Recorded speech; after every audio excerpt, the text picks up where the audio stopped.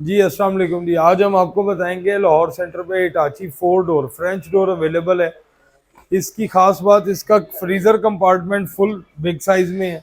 Fridge compartment भी इसी तरह फुल बिग साइज में है। आपको हमने पहले साइड बाय साइड दिखाई थी, जो थी एक साइड पे फ्रिज और एक साइड पे फ्रीजर।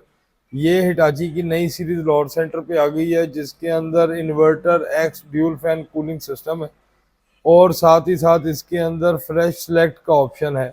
आप इस बॉक्स में वेजिटेबल रख सकते हैं या आप इसको डेयरी या मीट के लिए यूज़ कर सकते हैं। इसका कंट्रोलर वो सामने है जहाँ से आप चेंज कर सकते हैं। और सबसे ख़ास बात, नाइनो टाइटेनियम सीरीज़ के अंदर है ये, और इन्वर्टर है made in Thailand. Lahore centre पे अवेलेबल है और कैपेसिटी इसकी 24 क्यूबिक फीट है। फ्रीज़र पोर्शन इसका -28 डिग्री टेम्परेचर मेंटेन करेगा और जो फ्रिज है वो 6 डिग्री